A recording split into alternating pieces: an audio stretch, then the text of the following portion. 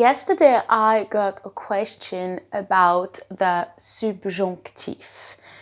This is very tricky because you have this que. Sometimes it is followed by the indicatif and sometimes by the subjunctive. So what's the difference? Coming up. Hello my friend, my name is Claire and I am here to teach you French with a smile. So, on one side you have the indicatif.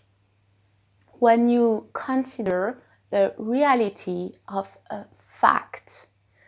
On the other side, you have the subjunctive, when something is not yet real nor effective. If we go into the verbs involved. So, I'm going to use the indicatif when I give a statement with verbs such as affirmer, dire, déclarer. So, to affirm, affirmer. To say, dire. To declare, déclarer.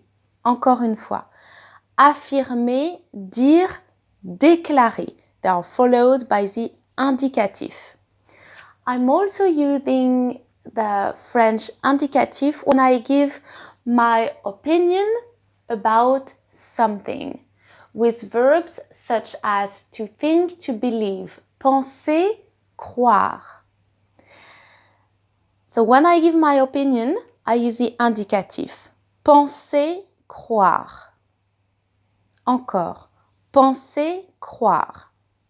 I'm also using the indicatif when I'm talking about knowledge and perception, with verbs such as voir, to see, constater, to notice, savoir, to know, to be aware, voir, constater, savoir.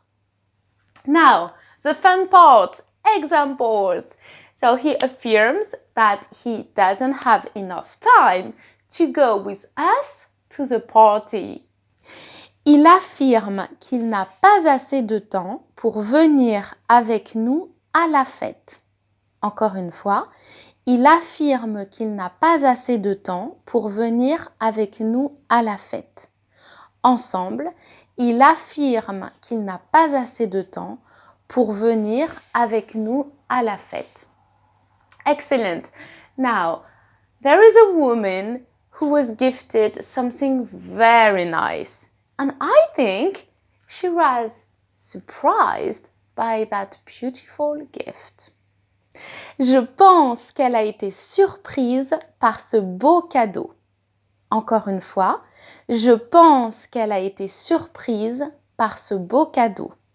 Ensemble, je pense qu'elle a été surprise par ce beau cadeau. And now you are giving me a gift, my friend, because we have a meeting and you are early, so I'm so happy. I notice you are early. Je constate que tu es en avance. Encore une fois, je constate que tu es en avance. Ensemble, je constate que tu es en avance. Yes, so we did the first part, indicatif, and now we go to the subjunctive. Now, the subjunctive is used when there is some willingness implied, some desire, some wish. We are going to use the French subjonctif with verbs such as vouloir, to want, exiger, to request, désirer, to desire, souhaiter, to wish, vouloir, exiger, désirer, souhaiter. Exception alert! A big red triangle because there is one verb, to hope, espérer, which needs the indicatif. I know it's not very logical, but please be tolerant with French exceptions. So to hope, espérer needs the indicatif, even though there is some willingness here. Okay, I'm also going to use the French subjunctive with verbs of appreciation and probability, such as douter, to fear, to doubt, craindre, to be afraid of, apprécier, to appreciate, to be grateful for something, regretter, to regret, détester, to hate, douter, craindre, apprécier, regretter, détester. There is another occurrence of the French subjunctive. Please hear me out. Listen carefully. I'm going to use opinion verbs, but in the negative form. Ne pas penser, ne pas croire. Also, when we use the interrogative form with such verbs, they are going to be conjugated in the subjunctive. So why is it tricky? Because these kind of verbs, when they are in the affirmative form, we use the indicatif. You see what I mean? So, affirmative form, indicatif, negative form and interrogative form, subjunctif. For instance, ne pas croire, ne pas penser.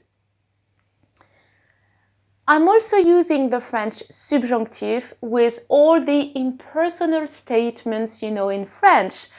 So it's sometimes impossible to translate them because there is this idea of must, have to. It can be an external obligation. For instance, il faut que, il est nécessaire que, il est obligatoire que, il est indispensable que, il est essentiel que. Encore une fois, impersonal statements, il faut que, il est nécessaire que, il est obligatoire que, il est indispensable que, il est essentiel que. Examples, subjunctif. They are on holiday, on honeymoon, and she wishes him to do scuba diving with her. So she wishes he does scuba diving with her. Elle souhaite qu'il fasse de la plongée avec elle. Encore une fois. Elle souhaite qu'il fasse de la plongée avec elle. Ensemble, elle souhaite qu'il fasse de la plongée avec elle. Very good. Now the exception. To hope, espérer, you remember, indicatif. I really hope you agree with me because I love you. J'espère que tu es d'accord avec moi. Encore une fois, j'espère que tu es d'accord avec moi. Ensemble, j'espère que tu es d'accord avec moi. You are our neighbors and we are so sad to learn that you're moving to another city. We regret you move. Nous regrettons que vous déménagiez.